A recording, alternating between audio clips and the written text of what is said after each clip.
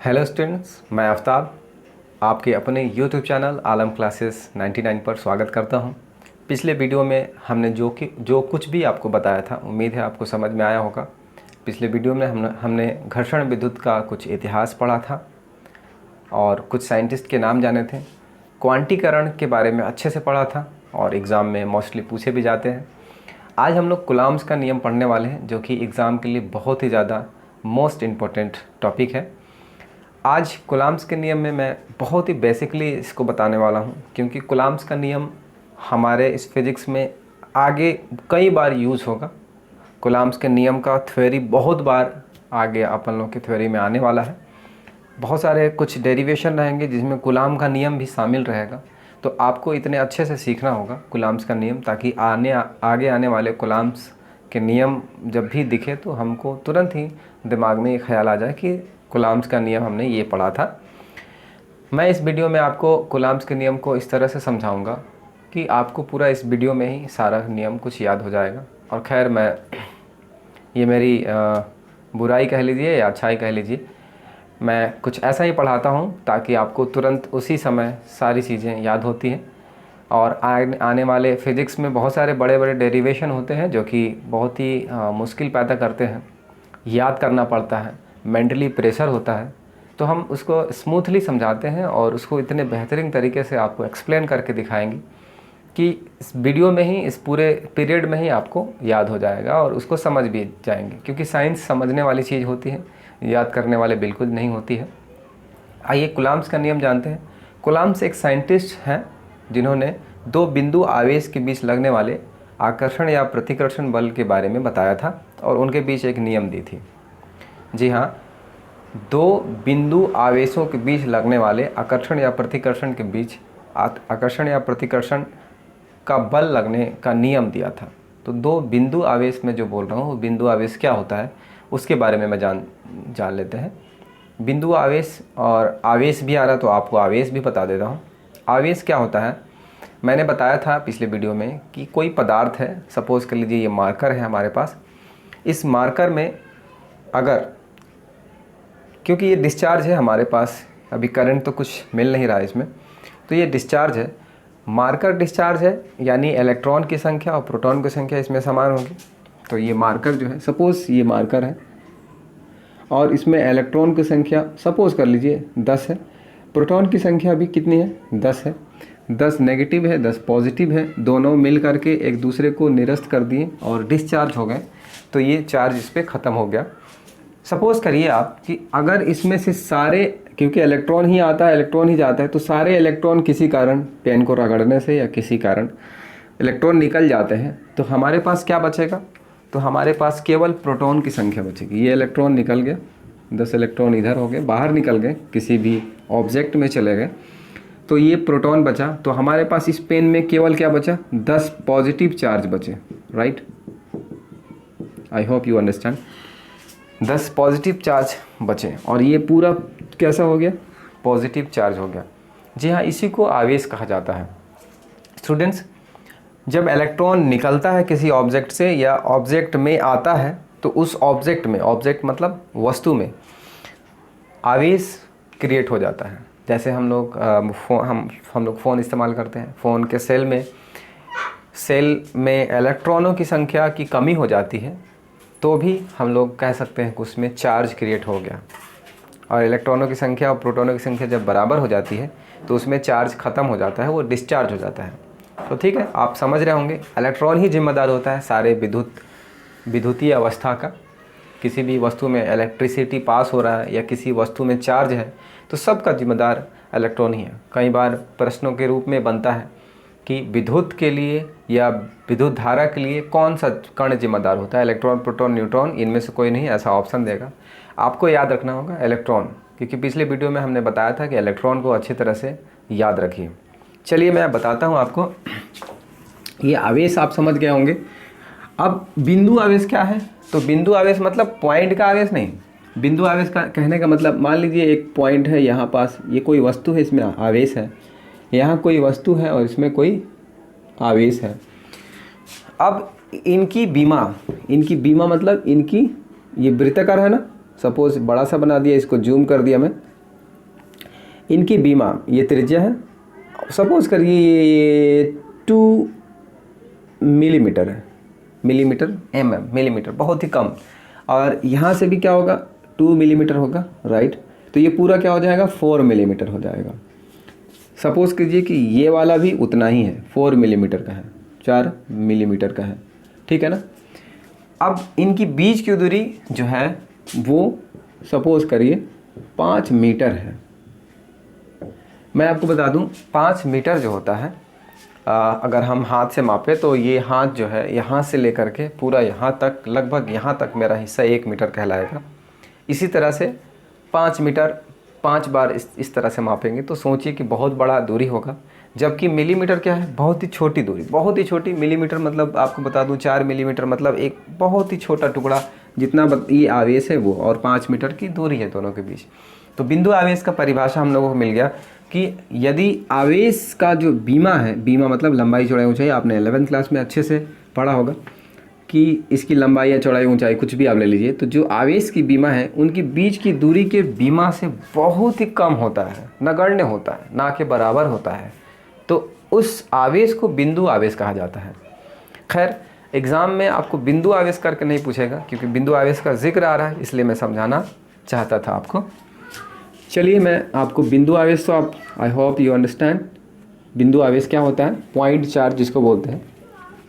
अब हम लोग यहाँ पास पॉइंट चार्ज को कुछ डिनोट भी करेंगे, तो मैं आपको बता दूँ कूलम्ब्स ने क्या नियम दिया। अब आपके इंपॉर्टेंट पॉइंट्स पर आते हैं। कूलम्ब्स ने क्या नियम दिया। कूलम्ब्स इन्हीं दो बिंदु आवेशों के बीच लगने वाले आकर्षण या प्रतिकर्षण के बारे में बताते हैं।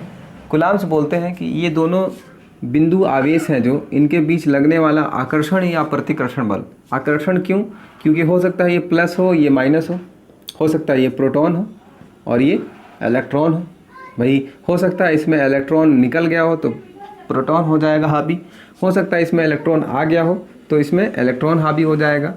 तो इलेक्ट्रॉन और प्रोटॉन पॉजिटिव और नेगेटिव होगा तो क्या होगा, एक दूसरे को आकर्षित करेंगे। एग्जाम में कई बार प्रश्न बनते हैं कि दो बीजातीय आवेश के बीच क्या होता है, तो आकर्षण होता है।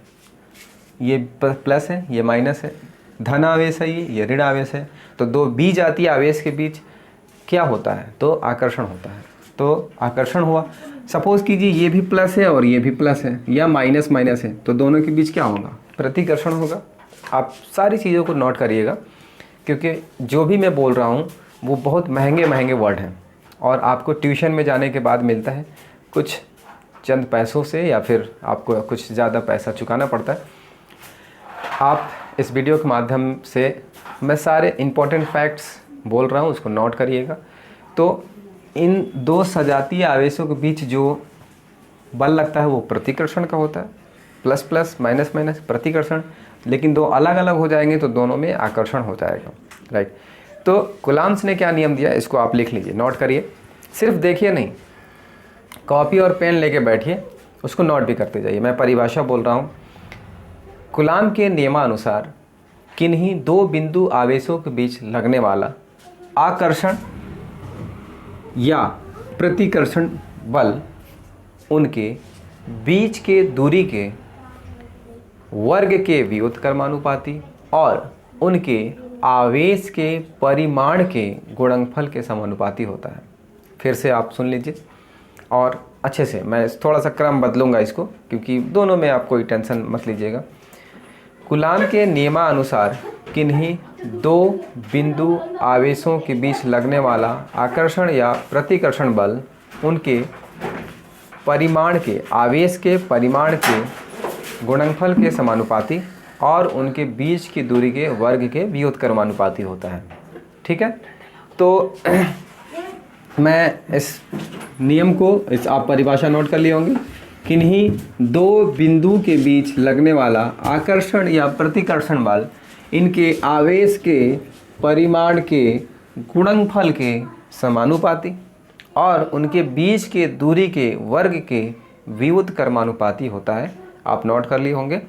अब आइए, दो आवेश हैं और ये है पहला आवेश का मान मैंने क्या लिखा, Q2, सॉरी, पहले आवेश का मान दिया Q1 और दूसरे आवेश का नाम दिया Q2, क्योंकि आवेश को हम लोग Q से दर्शाते हैं। ठीक है ना। देखिएगा ध्यान से, इनकी बीच की दूरी क्या मान लेते हैं हम लोग, स्मॉल आर मान लेते हैं। इनकी बीच की दूरी क्या मान लेते हैं, स्मॉल आर मान लेते हैं। कूलाम्ब्स ने क्या बताया उसको मैं गणितीय रूप में लिखना चाहूँगा और यही आपको लिखना पड़ता है। माना, क्या लिखेंगे आप यहाँ पास, माना दो आवेश Q1 तथा Q2 है, Q1 तथा Q2 है और उनके बीच की दूरी, हमारी हिंदी बहुत मजबूत है तो आप समझ लीजिएगा, ठीक है। और उनके बीच की दूरी स्मॉल आर है, तब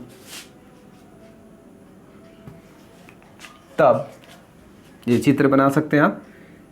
तब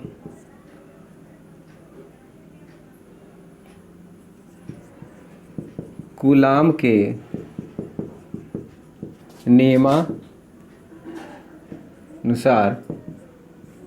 नियमानुसार क्या हो सकता है, तो कूलाम के नियमानुसार आप लिखेंगे बल को किससे आप दर्शाते हैं, आपने 11th क्लास में पढ़ा होगा, बल को F से दर्शाते हैं। अब हमने परिभाषा में क्या बोला कि इनके बीच की इनके परिमाणों के गुणनफल के समानुपाती, समानुपाती का चिन्ह जानते हैं आप, ये होता है समानुपाती का चिन्ह। और उनके बीच के आवेश के परिमाण के गुणनफल के समानुपाती, उनके आवेश के परिमाण के गुणनफल के समानुपाती। तो आवेश कौन है, Q, और ये है Q2, तो यहाँ इंटू कर लेते हैं, ये पॉइंट जो है इंटू को दर्शाता है। तो उनके आवेश के परिमाण के गुणनफल के समानुपाती हो गया। इसको इक्वेशन यानी समीकरण 1 मानेंगे, ठीक है ना। और दूसरा क्या बोलता है, ये जो दोनों के बीच लगने वाला जो फोर्स है, अट्रैक्शन या रिपल्सन, आकर्षण या प्रतिकर्षण जो है, वो उनके बीच की दूरी के वर्ग के व्युत्क्रमानुपाती मतलब 1/, में लिखते हैं, राइट। ये हमारा हो गया इक्वेशन 2, ठीक है। अब देखिए समीकरण 1 और समीकरण 2 से, इधर देखिएगा, समीकरण 1 तथा 2 से F का मान दोनों को मिला लेंगे, दोनों को 1 into Q1 into Q2, 1 into Q1 into Q2, ऊपर वाले को मल्टीप्लाई करेंगे और नीचे, तो नीचे में तो कुछ है नहीं, तो नीचे में क्या है, स्मॉल आर है स्क्वायर में, तो ये हमारा हो जाएगा, ठीक है। ध्यान दीजिएगा 1 का कोई गिनती है नहीं, तो हमारे पास 1 नगण्य हो जाएगा, यानी Q1 Q2 अपन R² केवल लिख सकते हैं हम लोग। समानुपाती का चिन्ह रहेगा। 11th क्लास में आपने पढ़ा होगा कि जब समानुपाती का चिन्ह हटता है, इक्वल लगाते हैं, तो कुछ ना कुछ कांस्टेंट देना पड़ता है, कुछ ना कुछ नियतांक देना पड़ता है। तो ये हमारा नियतांक हो गया, ठीक है ना, एक प्रावैधुतांक है, नियतांक है। और ये देखिएगा F का मान हमारा ये हो गया, ठीक है ना। अब यहाँ K का मान जो है, आपको एक मान सपोज करना पड़ता है 4 पाई इप्सिलॉन नॉट, जी हाँ इप्सिलॉन नॉट। तो हमारा ये क्या हो जाएगा, मैं पूरे सारे चीज़ों को इसको एक्सप्लेन करूँगा। तो F is equals to 1/4 pi epsilon not.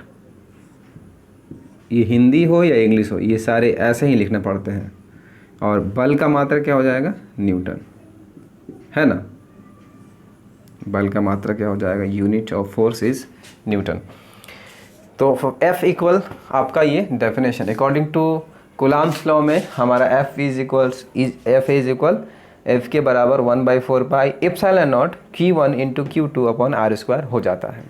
अब हम लोग आगे देखेंगे कि ये इसमें एप्सिलॉन नॉट क्या है, एप्सिलॉन को क्या बोलते हैं और इसका मीनिंग क्या होता है, सारे चीज़ों को समझेंगे। आप नोट करते जाइएगा अपने कॉपी में। चलिए कुछ चीज़ें जो फैक्ट के रूप में आप लिखेंगे। K का मान क्या हमको मिला, 1/4 पाई इप्सिलॉन नॉट, राइट। मैं लिख देता हूँ यहाँ पास, आप एग्ज़ाम में लिखने की ज़रूरत नहीं है, एग्ज़ाम में अगर पूछ दिया तो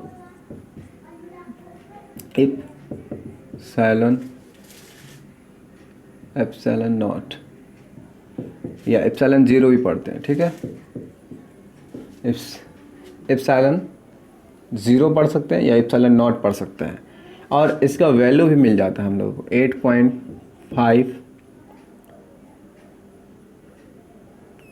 8.854 sorry into 10⁻⁻12 coulomb square per newton metre square, coulomb square per newton metre square.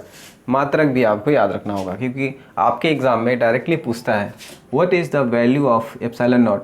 Epsilon not का मान क्या होता है, और एप्सिलॉन नॉट का मान आपको याद रखना होगा 8.854 into 10⁻⁻12 coulomb square per newton metre square, right. तो हम लोग कूलाम का इसके बारे में जाने एप्सिलॉन नॉट क्या होता है और उसका वैल्यू क्या होता है। फिर इसके बाद देख लेते हैं ये के का वैल्यू न्यूमेरिकल में काफ़ी बार इसका यूज़ करना होगा। इस पूरे वैल्यू को हम लोग न्यूमेरिकल वैल्यू में चेंज करते हैं और उसका होता है 9 into 10⁻9 newton coulomb square per newton metre square है। अब इसका अपोजिट कर लीजिए आप इसको, newton metre square per coulomb square, right. Newton metre square per coulomb square आपको के का मान हो जाएगा। यानी फाइनली हम लोगों का एफ का जो मान मिलेगा वो क्या मिलेगा 1/4 पाई एप्सिलॉन नॉट अपॉन हम लोगों का तो ये के का मान मिल गया है, ये 1/4 पाई एप्सिलॉन नॉट का मान मिल गया है या के का मान मिल गया, तो हो जाएगा 9 into 10⁻9 Newton metre square per coulomb square.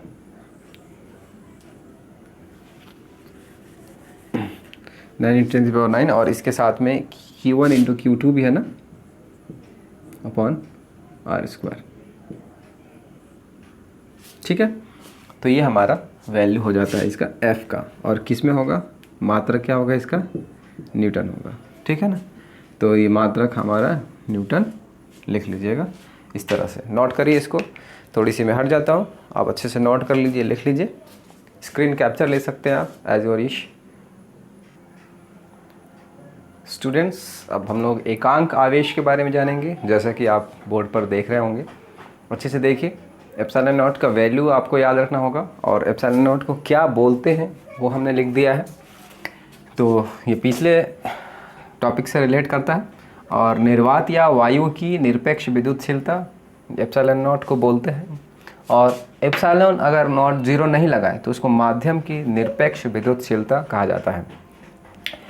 आपको थोड़ा सा कन्फ्यूज़न हो रहा होगा कि क्या है विद्युतशीलता, तो आपको नॉर्मल लैंग्वेज में बताऊं कि दो आवेश है हमारे पास Q1 और Q2, दो आवेश है Q1 और Q2। अगर इनके बीच एयर है, क्या है, एयर है, ठीक है ना, वायु है, तो क्या होगा, आपको समझ में आ रहा होगा कि इनके बीच बल लगेगा। लेकिन हम अगर इनके बीच पानी भर दें, वाटर भर दें, तो क्या होगा, इनके बीच लगने वाला आकर्षण हो या प्रतिकर्षण बल हो कम हो जाएगा, क्योंकि इनके बीच माध्यम आ गया, ठीक है ना। तो वही है माध्यम की निरपेक्ष विद्युतशीलता, यानी कितनी उसके अंदर विद्युत की शीलता है ना, विद्युत को सेंस करने की, विद्युत से एक्टिव होने की, या विद्युत को कवर करने की, या विद्युत को बोल लीजिए मतलब अवलोकन करने की कितनी क्षमता है।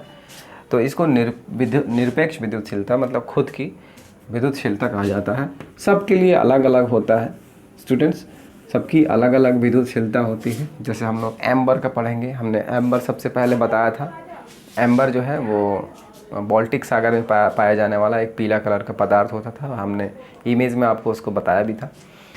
चलिए, तो ये सारे पॉइंट्स को याद रखेंगे, और मैं आपको बताने वाला हूँ क्या एकांक आवेश क्या होता है, परीक्षा में कैसे प्रश्न पूछता है। मैं आपके वीडियो के लास्ट में बताने वाला हूँ कि परीक्षा में इन सारे टॉपिक से कैसे लैंग्वेज दे करके क्वेश्चंस को पूछा जाता है। तो देखिएगा एकांक आवेश क्या होता है। एकांक आवेश बहुत ही इम्पोर्टेंट है। मैं आपको बता दूं, सबसे पहले आपको मानना होगा, यहाँ पास डेरिवेशन बता रहा हूँ इसका, माना दो आवेश Q1 तथा Q2 स्मॉल r दूरी पर रखे हैं, यह स्थित है, रखे हैं, ठीक है ना। तो कूलाम के नियम से, कूलाम के नियम से हम लोग क्या जानते हैं, F इज इक्वल, हम लोग डायरेक्ट न्यूमेरिकल वैल्यू लिखेंगे जो हम लोग को फाइनली मिला था, Q1 into Q2 upon r square, right. Newton होता है बल, ये आपको पता है। अब हम लोग यहाँ पास कुछ एकांक आवेश प्राप्त करना है हम लोगों को। एकांक आवेश, एकांक मतलब एक, और एक कूलाम आवेश के बारे में बात करने वाले हैं। आवेश का मात्रक फिर आपको लास्ट में बता दिया जाएगा, वैसे कूलाम होता है, कोई बड़ी बात नहीं है। तो आपको इसमें एकांक आवेश ज्ञात करने के लिए आपको मानना होगा, यदि F बराबर 9 गुणे 10 पे पावर 9 हो तथा Q1 बराबर हो Q2 के, मतलब दोनों का मान जो हो वो दोनों ही समान हो, एक बराबर हो, एक जैसे हो, तो परिमाण में भी और चिन्ह में भी, ठीक है ना। तो इसको जब एक जैसे हो तो उन दोनों को क्या मान लिया, Q मान लिया, एक ही नाम दे दिया, है ना। एक लड़का है जो हूबहू दूसरे लड़के के जैसा दिखता है, एकदम बिल्कुल जुड़वा हूबहू, तो आप उनका अलग अलग नाम कैसे रख सकते हैं, वो अलग अलग दिखेगा भी तो आप पहचान नहीं पाएंगे। ऐसा सपोज करिए, तो दोनों का मान जब बिल्कुल बराबर है तो इनको Q के बराबर रख लिया, तथा माना R बराबर 1 मीटर।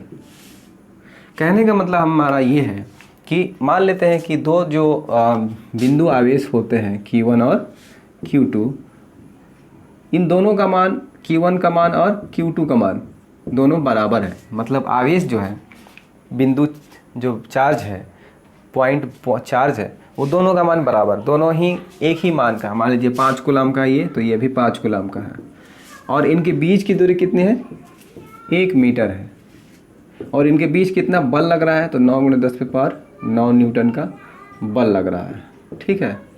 आवेश समान है, इन दोनों को Q मान लिया, दूरी 1 मीटर है, एग्जाम्पल दे दिया 5 कूलाम का। तो आपको इसी से आप 1 कूलाम आवेश का, कई बार प्रश्न आपके एग्जाम में बनते, एकांक आवेश को परिभाषित कीजिए तथा उनका डेरिवेशन भी ज्ञात करें, है ना, निगमित कीजिए रिजल्ट को। तो देखिएगा, मान रख दिया जाए तो ये हमारा सपोज करिए समीकरण 1 है। F का मान हमने क्या मान लिया है, 9 गुणे 10 पे पावर 9, बराबर में जो है उसको तो नोट करना पड़ेगा। Q1 और Q2 का मान, दोनों का मान हमने Q ही रखा है, और R का मान क्या रखा है, 1 मीटर रखा है, चूँकि स्क्वायर है तो स्क्वायर दे दिया हमने, 1 मीटर रखा है।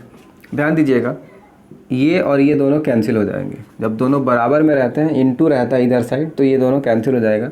नहीं समझ में आ रहा तो ये इनटू से डिवाइड में हो जाएगा, तभी ये कैंसिल हो जाएगा, तो ये दोनों कैंसिल हो जाएगा। तो क्या बचेगा, तो बचेगा क्या, इधर कुछ नहीं बचेगा, तो इधर बचेगा 1, उधर में क्या बचेगा, Q स्क्वायर, और नीचे में 1 का स्क्वायर करेंगे तो 1 ही आएगा भाई। 1 का स्क्वायर मतलब 1 गुणे 1 2 बार, तो 1 ही आएगा, तो उसको लिखने की ज़रूरत नहीं है। Q इंटू Q पावर लग जाएगा उसका, घाते 2 पावर 2, तो हमारा क्या मिला, Q स्क्वायर इक्वल 1, यानी Q स्क्वायर इक्वल 1। स्क्वायर को भेजेंगे तो ये क्या लगा देगा, रूट।